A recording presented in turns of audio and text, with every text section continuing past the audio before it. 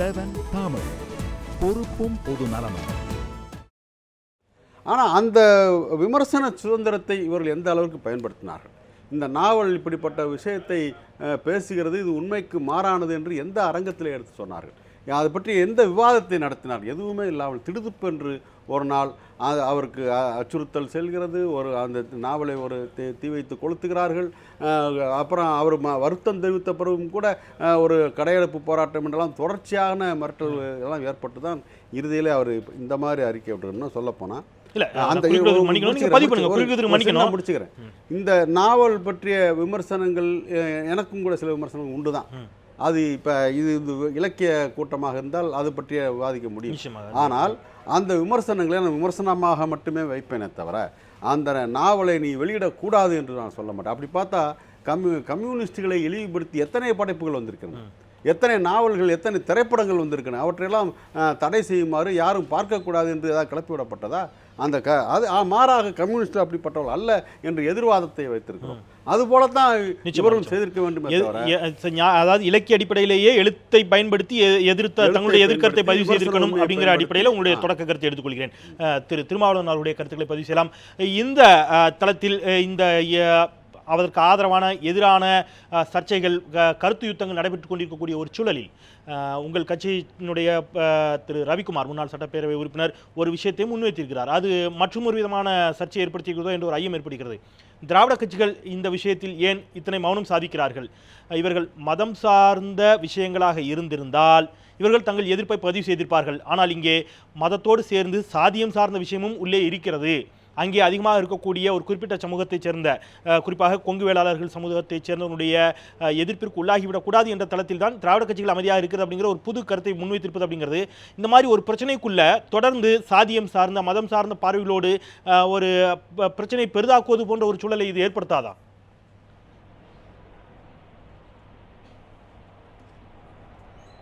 அதாவது ரவிக்குமார் சொல்லியிருக்கிற கருத்து ஒருவரும் இருந்தாலும் கூட அது அடிப்படையான விஷயத்தை முதலில் நான் பதிவு செய்ய விரும்புகிறேன். சில நாட்களுக்கு முன்பு தோழர் பெருமாள் முருகன் அவர்களும் தோழர் நல்லக்கண் அவர்களும் நானும் பங்கேற்கக்கூடிய ஒரு செய்தியாளர் சந்திப்பு நடந்தது. அதில் வசந்தி தேவி அவர்களும் கூட கலந்து கொண்டார்கள். தோழர் மார்க்ஸ் கலந்து கொண்டார். இப்படி பல முக்கிய ஜனநாயக சக்திகள் எல்லாம் அதில் கலந்து கொண்டார்கள்.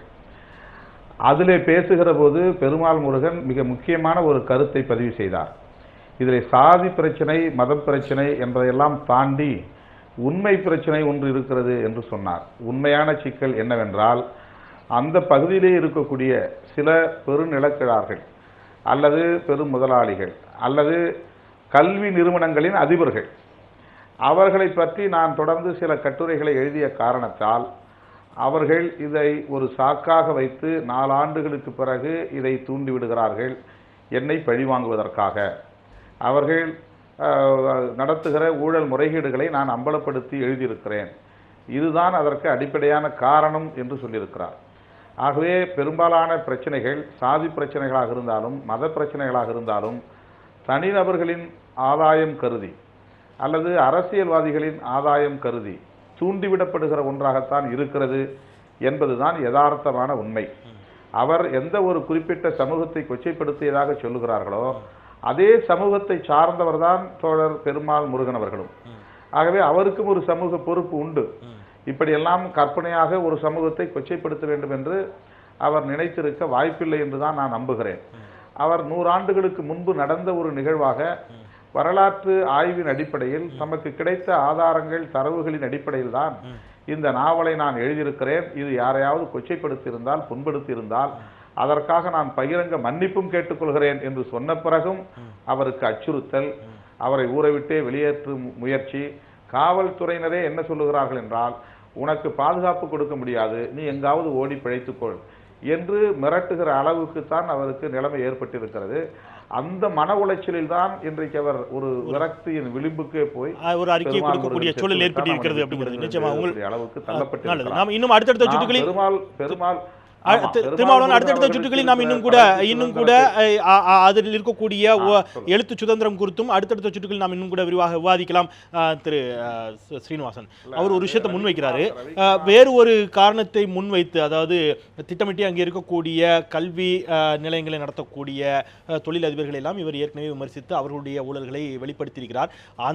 அதைக்காகத்தான் 4 ஆண்டுகளுக்கு பிறகு, அதை தொடக்கத்தில் கோடிட்டு காட்டினார். ஆனால் அவர் இந்த அர்த்தத்தில் சொன்னாரான்னு தெரியல, 4 ஆண்டுகளுக்கு பிறகு இதை கொண்டு வருவதில் வேறு சில காரணங்கள் இருக்கிறது அப்படிங்கிறார். இந்த காரணங்களுக்காகத்தான் இந்த போராட்டங்கள் நடத்தப்படுகிறதா? போராட்டத்தின் நோக்கம் அவருடைய கருத்து தவறி என்பதாக இருந்தால் அந்த தவறான கருத்தாக நீங்கள் புரிந்து கொண்டால் அதற்கு நான் வருத்தம் தெரிவிக்கிறேன், மன்னிப்பு கேட்கிறேன், ஒரு மன்னிப்பு கேட்டாச்சு, பிரச்சனை முடிஞ்சது தானே. இதன் பிறகும் கூட தொடர்ந்து அவருக்கு மிரட்டல் விடுப்பது அப்படிங்கிறது என்ன விதமான பார்வை அப்படிங்கிற ஒரு கருத்து முன்வைக்கப்படுதில்லை? ஒரு படைப்பாளியாக, ஒரு எழுத்தாளராக ஒருத்தருக்கு எந்த கருத்து சொல்கிறதுக்கும் சுதந்திரம் இருக்குது. அதில் அந்த உரிமை அவருக்கு இருக்குது. ஆனால் அந்த உரிமையுடைய எல்லை எதுன்றது தான் இப்போ பிரச்சனை. இப்போ அவர் மொத்தம் 5 நாவல் எழுதியிருக்காரு. 5வது நாவல் இது. அவர் தோழர் சொன்ன மாதிரி இந்த நாவல் ஒரு வேளை தாமதமாக கூட தெரிஞ்சிருக்கலாம். ஒரு நல்ல எழுத்தாளர் அவர். பெருமாள் முருகனுடைய எழுத்தை பற்றியோ அவருடைய எழுத்துக்களை பற்றியோ எழுத்தாற்றலை பற்றியோ இங்கே எதுவுமே யாருமே விமர்சனம் பண்ணல.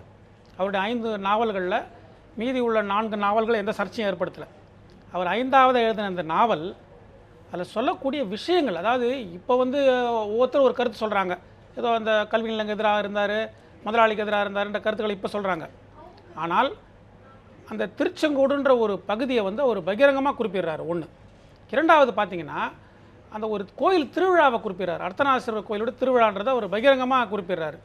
அதாவது அதுக்கான ஆதாரங்களை, அதுக்கு ஆதரவாக இருக்கக்கூடியவங்களோ அவரோ இது வரைக்கும் கொடுக்கல. 1, எந்த ஆதாரங்களும் கிடையாது. 2வது, ஒரு விஷயத்தை நம்ம சொல்லும்போது, எழுதும்போது, அது நாவலாக இருந்தாலும் சரி அல்லது கருத்தாக இருந்தால் கட்டுரையாக இருந்தாலும் சரி, ஒரு தடவைக்கு 100 தடவை யோசித்து தான் அதை எழுதணும். ஏன்னா நீங்கள் சொன்னீங்க ஒரு சகோதரி ஒருத்தங்க அந்த முகநூலில் எழுந்தாங்கன்னு சொல்லிட்டு, அந்த பெருமாள் முருகன் அவர்கள் அந்த முகநூலில் நானே என்ன சொல்கிறேன்னா, பெருமாள் முருகன் அவர்கள் மீண்டும் எழுத வர வேண்டும், நிறைய நாவல்கள் அவர் எழுதணும், அவர் நல்ல எழுத்தாளர், அவருக்கு உரிய பாதுகாப்பு கொடுக்கணும். ஆனால் இங்கே இல்லைங்கிறது அவங்களுடைய வாதமாக இருக்கிறது. அவர் மிரட்டப்படுகிறார், அவர் தொடர்ந்து அச்சுறுத்தலுக்கு உள்ளாக்கப்படுகிறார். எழுத வரணும், அவர் நல்லா எழுதணும். ஆனால் அவர் எழுதின அந்த விஷயம் தவறுன்றதை அவர் புரிந்து கொண்டார். ஆனால் அவர் புரிந்து கொண்ட பிறகும் கூட அவருக்கு ஆதரவு என்று கூறிக்கொள்ளக்கூடியவர்கள் இந்த விஷயத்தில் முரண்பட்ட கருத்து தெரிவிக்கிறாங்க. 1. அடுத்தது தோழர் திருமா அவர்கள் ஒரு கருத்து சொன்னார். இதே தோழர் திருமா அவர்கள் குஷ்பு இந்த மாதிரி கருத்து சொன்னப்போ அந்த கருத்து சுதந்திரத்தை இவர் ஒத்துக்கினாரா? ஒத்துக்கலை.